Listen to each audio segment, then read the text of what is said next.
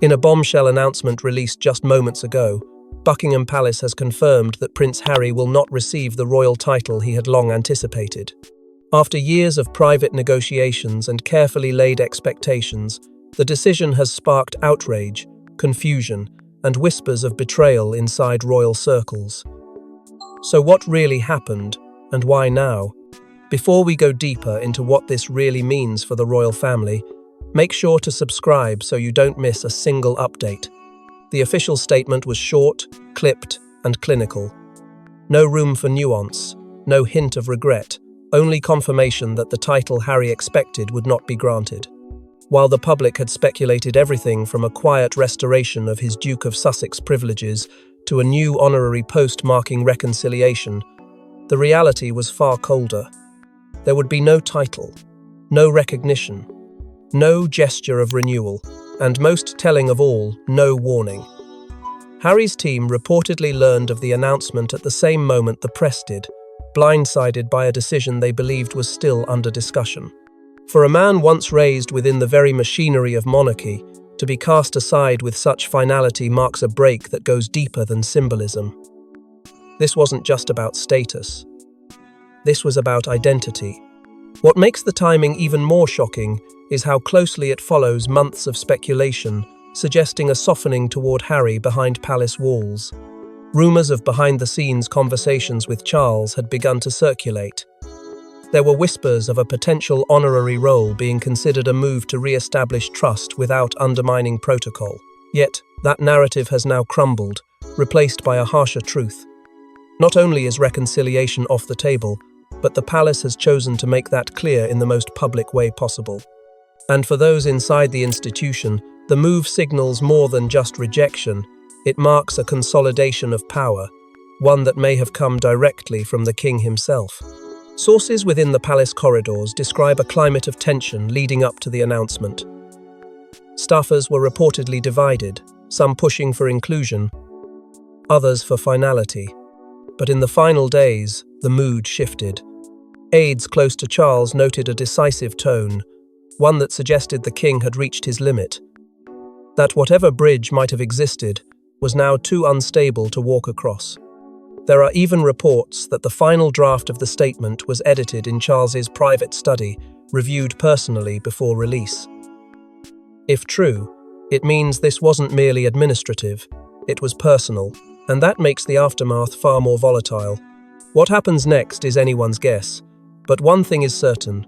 This wasn't a miscommunication or a clerical choice, it was a message to Harry, to Meghan, and to the world that the door they once left ajar is now being locked from the inside. And with that lock clicks the sound of years of tension, silence, and unresolved pain coming to a head. But behind the formal rejection lies a hidden web of promises, regrets, and long-buried resentments that began the moment Harry walked away from royal life. Few knew what truly transpired behind closed doors during the infamous Sandringham summit, but insiders now reveal that during those final hours, a promise was made to Harry, one that may have convinced him to leave quietly. That promise? A future restoration of title and dignity. The year was 2020, and tensions had reached their breaking point. What was publicly framed as a calm, strategic discussion was, in truth, an emotionally charged reckoning between generations. Harry, exhausted and cornered, demanded clarity he would not be forced into exile without dignity. He didn't want a complete severing from the monarchy. What he sought was something more nuanced, the ability to serve in part, to maintain a dignified link, and to preserve the foundation of his identity while protecting the woman and children he now prioritized above all else. And in the silence that followed his words, a door creaked open. Not in writing, not on paper, but in tone, in implication, and in a series of glances exchanged between the monarch and her heirs. Sources confirm that the Queen, who remained stoic through most of the meeting, eventually softened. She reportedly offered a vague but meaningful line. There may be a path back when the time is right. It was not a decree, it was not protocol, but to Harry, it was hope. Charles, for his part, remained diplomatic, neither confirming nor denying future possibilities. William's silence, however, was colder. Camilla reportedly made her feelings known in a single raised eyebrow, and later in private, with a comment to an aide. "We don't reissue crowns once they've been discarded." Her disapproval was never formally recorded, but it was clear and persistent. In the room, that night, an unspoken compromise was formed. Harry would step back quietly. The palace would leave a door unlocked. That was the understanding. Fragile, unofficial, but real. And for a time, it worked. The couple departed. The storm calmed, and the monarchy, while bruised, appeared to maintain its structure. But beneath that calm was a slow, steady unraveling. Over the months that followed, the palace grew colder. The references to Harry's return became less frequent. The tone in communications became clipped. Promised dialogues never materialized. Key aides who had once been sympathetic were suddenly removed or reassigned. And the figure who had once hinted at that open door, the Queen herself, passed, taking with her the last shred of institutional warmth Harry had known. That private deal, never inked but deeply felt, began to dissolve. Slowly, cruelly, it faded from the palace's memory until it vanished altogether. And now, in light of the public rejection of his title, it's clear, whatever understanding Harry believed in has been quietly buried. Whether by design or convenience, the royal machine moved forward without him, leaving behind only the echoes of a promise it never intended to keep. And yet, as Harry waited for the palace to honor that quiet deal, powerful forces began working behind the scenes to ensure it would never happen. As Queen Consort, Camilla has mastered the art of subtle influence. And now, royal insiders suggest that it was her quiet lobbying, her strategic maneuvering, that ensured Harry would remain permanently sidelined. While the palace continued to project unity on the surface, those closest to the crown knew that Camilla's presence was no longer symbolic, it was instrumental. With Charles increasingly burdened by age, protocol, and legacy, Camilla had emerged as both gatekeeper and guide. What once began as a role defined by proximity evolved into something far more consequential: control. And nowhere was that control more keenly felt than in the matter of Prince Harry. It was Camilla, according to multiple sources, who reminded Charles of the consequences of forgiveness, of what it would signal not just to the public, but to the institution itself. "Reopen the gates," she warned privately, "and they'll all come flooding through." To her, it wasn't just about Harry, it was about precedent, about protecting what was left. That warning took root, and over time, aides loyal to Camilla began shaping the narrative around Harry in subtle, consistent ways. Briefing documents removed sympathetic language. Conversations about possible restoration were labeled high-risk optics. Meetings in which Harry's return might have been discussed were quietly postponed, then forgotten. It was never loud. It was never direct. But it was effective. The Queen Consort didn't need to issue commands. She simply tilted the balance, nudged the atmosphere, and let the monarchy's machinery do the rest. Charles, emotionally worn and desperate to avoid further fractures, leaned more heavily on the advisors she trusted, most of whom saw Harry as an inconvenient shadow of a past rebellion. Compounding this strategy was Camilla's unwavering support for William's hardened stance. The Queen Consort and the heir apparent found common ground in their belief that a line had to be drawn. For William, it was about trust. For Camilla, it was about order. Both believed that any gesture toward reconciliation would appear as weakness, and both understood that timing was everything. So, when the moment arrived for a decision to be made, Camilla delivered a final piece of counsel to her husband. It wasn't emotional. It wasn't dramatic. It was precise and final. He chose his path. Let him live in it. That single sentence became the quiet decree that shaped the palace's next move. And when the official announcement came, there was no need for Camilla to be quoted or seen. Her fingerprints were already on it. The denial of Harry's title wasn't framed as punishment.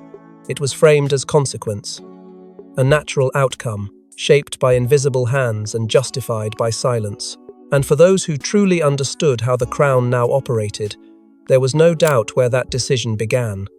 But Camilla wasn't the only one who stood in the way, because even within Harry's own bloodline, betrayal came from where he least expected it. What began as brotherly tension has now curdled into something colder.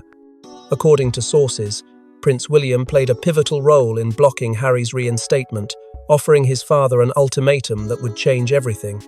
It was never just about protocol, it was personal. What once appeared as a strained sibling relationship has now hardened into an immovable wall of distrust. In the months leading up to the decision, insiders say William made his position unmistakably clear. Any return of titles or ceremonial restoration for Harry would not only undermine the monarchy, it would shatter the unity of the future reign. Privately, William had grown increasingly resentful over the fallout from the Oprah interview, the Netflix series, and the revelations in Spare. But while the public was led to believe the brothers were on a slow road to healing, the truth was far more unforgiving. William, once protective of his younger brother, now saw him as a threat to the institution he was born to inherit. In a private conversation with Charles, the heir reportedly stated without hesitation, "This weakens the crown." The words landed with weight. Those present in the room described a moment of finality, a crossroads. According to senior aides, William did not yell. He didn't plead. He drew a line. One version of the conversation has him saying flatly, "It's me or him again." A statement not of rivalry, but of consequence. The very idea that Harry might be welcomed back into the fold, even symbolically, was something William would not tolerate. And standing quietly beside him, though never speaking publicly, was Catherine. Her presence at key meetings was noted. Her influence, while never verbalized, was felt. She is said to have expressed concerns behind closed doors that any reversal on Harry's status would reopen wounds that had barely begun to scab. Those around the throne recognized the weight of William's stance. He is, after all, the future. And Charles, already weary of the constant balancing act, made his choice. The path forward would be clear and uncompromising. Aides close to the king later admitted that it was William's position, not protocol, that ultimately shaped the decision. The announcement would reflect strength, not sentiment. There would be no title, no public mention of the discussions that preceded it. Just a clean, clinical declaration and the knowledge that William had quietly but powerfully prevailed. What makes this revelation even more devastating is that Harry, thousands of miles away, believed the door was still slightly ajar, that conversations were still ongoing, that something might change. He didn't know the door had already been slammed shut, and the person who sealed it wasn't an advisor or a monarch. It was the brother he once called his closest ally. And while William solidified the block, Harry had no idea that the decision was already sealed until the Queen's private letter was uncovered. After her death, Queen Elizabeth II left behind a private collection of letters only meant for select members of the family. But one letter, addressed to Harry, contained her thoughts on his royal future and a chilling foreshadowing of what's unfolding now. It was found not in a vault or a secure archive, but tucked among her personal belongings at Windsor, carefully sealed, handwritten, and marked only with his name. Dated mid-2021, several months after Harry and Meghan had officially relocated to California, the letter was composed in a tone only a grandmother could write, yet layered with the full weight of a monarch's understanding. At its surface, it offered comfort. She acknowledged his search for peace, the love he had found, the life he had chosen away from the gilded cage. But beneath the warmth came something deeper, more cautious. The Queen, who had witnessed the collapse and rebirth of generations, wrote with the clarity of someone who knew history's patterns all too well. One line in particular now haunts those who've seen it. Forgiveness will find its place, but restoration may not. It was not a threat, nor a prediction, it was a reflection. A recognition that the world Harry had left behind might never be willing to let him return. Not fully. According to senior staff, Charles read the letter in private just days before the decision was made about Harry's title. He reportedly wept. Whether from guilt, heartbreak, or the crushing pressure of legacy, no one knows. But what is certain is that the Queen's words struck something in him. Some believe that was the moment he stopped questioning and started solidifying. The letter had served its purpose, to soothe Harry, and to remind the rest that sentiment cannot always override structure. The letter was never intended for public release. It was meant to remain quietly sealed between grandmother and grandson. But in the echo chamber of Windsor, nothing stays private forever. Whispers of its content began to spread through corridors, passed from one aide to another. The knowledge that the Queen herself had foreseen this outcome, and perhaps even gently endorsed it, sent ripples through every layer of the family. To some, it validated the Crown's decision. To others, it added a layer of quiet cruelty, a farewell masquerading as foresight. For Harry, the discovery of the letter came not through official channels, but through someone who had once served the Queen personally. It was shared with him discreetly, away from cameras, and it landed like a second rejection.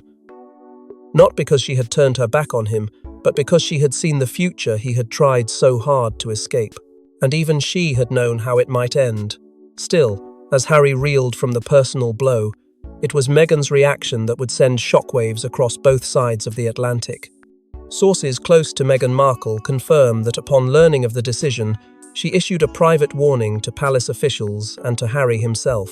Either the family reversed course, or she would make her next move very public. Meghan was not blindsided, she was incensed. The moment the palace released its statement confirming that Harry would receive no title, no recognition, and no gesture of restoration, something inside her snapped. This wasn't just a denial of a ceremonial label. To Meghan, it was an act of erasure. Of her husband's legacy, her children's birthright, and the family she had tried despite everything to respect. Those close to her describe a storm of emotion, not performative outrage, but a cold, focused fury. Within hours, she had reached out through private channels, allegedly placing a direct call to a senior staffer still inside the palace. The conversation didn't last long. It reportedly ended with a silence so sharp it could only be described as final. And when the line went dead, Meghan began drafting something else. A letter.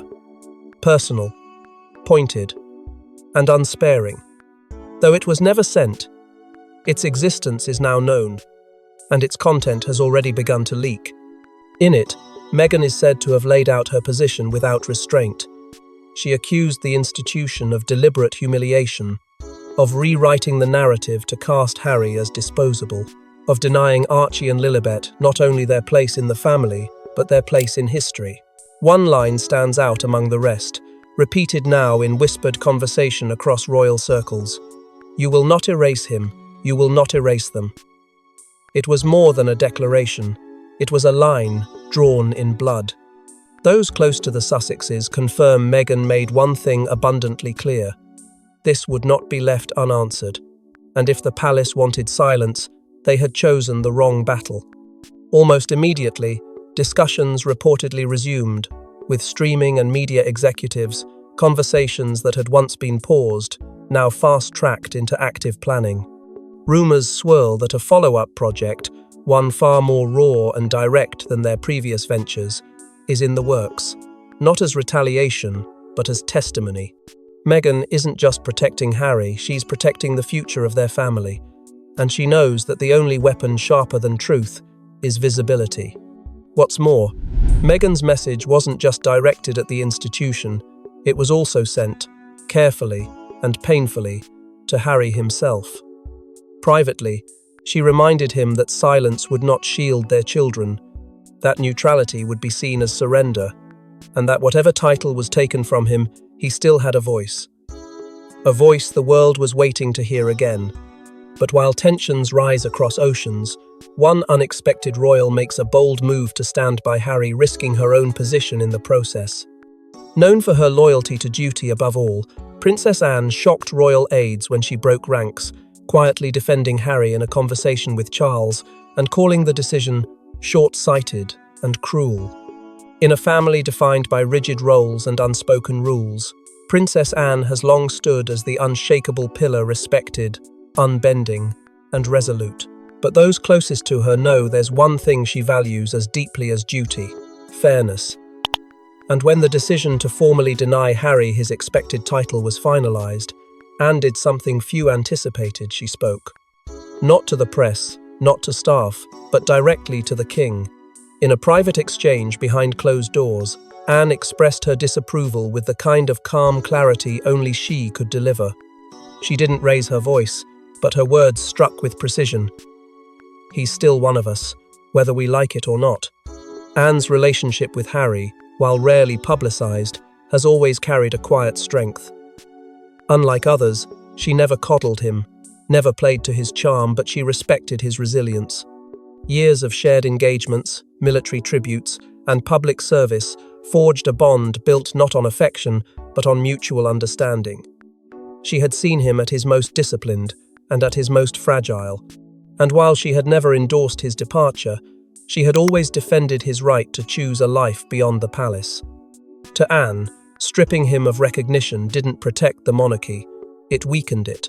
It told the world that blood meant nothing once it stepped out of line. Those in the room during her conversation with Charles said the air shifted when she spoke. The king, usually unwavering once a decision is made, reportedly grew quiet. Though he did not reverse course, he appeared visibly shaken, gripping his pen for a long moment before changing the subject. But the damage, or perhaps the awakening, had already taken root. Anne's words lingered long after she left the room. In the days that followed, whispers of her stance spread through the palace. Though never released publicly, her position became known among senior aides, and it divided opinion. Some viewed it as a crack in the crown's united front. Others saw it as a necessary act of conscience. Anne, true to form, said nothing further. She let her message travel not through tabloids, but through silence. A silence that now echoes louder than any headline. Privately, it's been suggested that Anne even offered to reach out to Harry herself to bypass the institution entirely and speak to the man beneath the scandal. Whether she has done so remains unknown, but her willingness alone speaks volumes. In a royal house obsessed with optics, Princess Anne reminded them all that some loyalties live beyond protocol, that not all family fractures should be cemented in stone. But time is running out, and with Commonwealth Day approaching, the palace faces a dangerous choice between holding its line or risking a public collapse. With the world watching, and a fractured family behind the curtain, the palace now faces a critical test. Will they maintain the decision, or attempt a last-minute reconciliation to save face on the world stage? Commonwealth Day has long been one of the most symbolic moments in the royal calendar, a day meant to project strength, unity, and continuity across the global family of nations.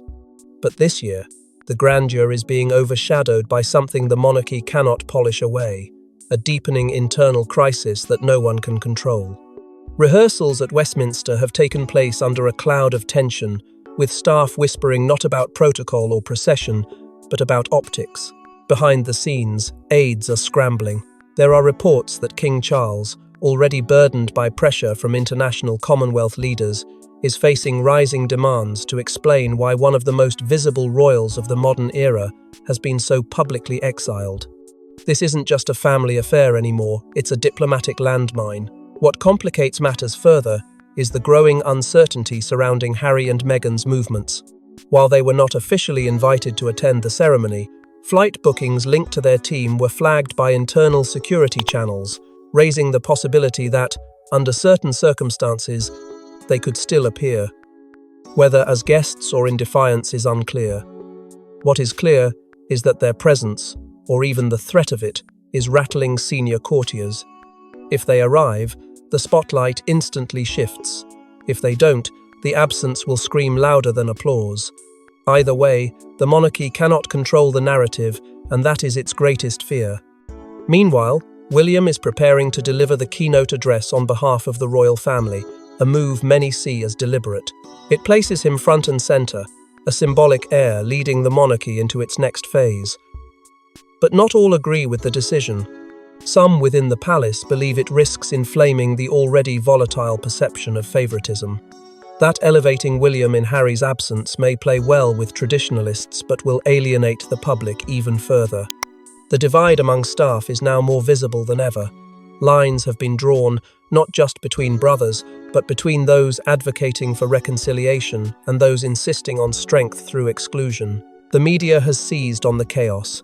Headlines across London and beyond are now filled with questions no spokesperson can answer. Where is Harry? Has the monarchy miscalculated?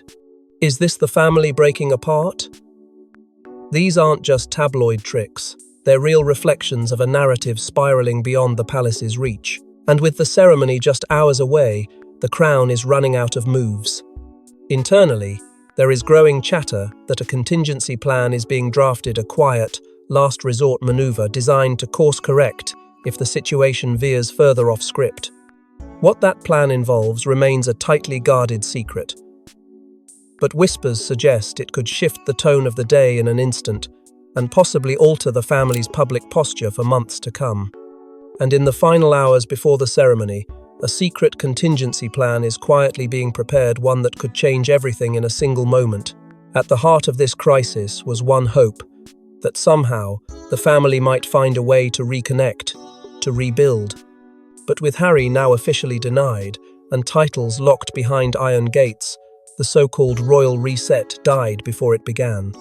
The final confirmation arrived not with ceremony, but with silence. No reversal, no amended statement, no carefully crafted bridge back to the fold. The palace line held firm, and with that firmness came an unmistakable message. This chapter was closed. There were no private calls from Charles, no quiet overture from William, not even a token gesture to soften the blow. Harry's inner circle would later describe his reaction in a single, devastating phrase. He felt publicly erased, not misunderstood, not merely excluded. Erased, as though the years of service, the sacrifices, the love for crown and country could be wiped away by the stroke of a pen. And yet, outside the palace walls, the mood began to shift. Public support for Harry surged, especially among younger generations who saw the decision not as discipline, but as punishment. Commentators spoke of a monarchy losing its emotional anchor. Even loyalists began to ask uncomfortable questions. Was this strength? Or was it stubbornness? Was the crown protecting itself, or slowly sealing itself off from the world it claims to serve? With every hour that passed, the approval numbers dipped, and the sense of inevitability grew heavier. Meghan, meanwhile, remained silent, too silent. Those close to her insist that her next move is already being shaped behind closed doors, its timing critical, its impact potentially seismic. Whether that comes in the form of a statement, a project, or something no one has yet anticipated, one thing is certain: this story is not finished.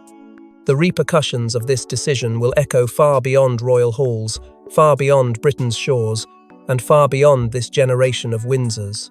It will shape how history remembers not only Harry, but the institution that chose to let him go. And as the doors of the palace remain shut, the world watches Harry, not as the prince who was promised a title, but as the man who dared to walk away and lost everything for it. Thanks for watching. Don't forget to like and subscribe, and we will see you in the next one.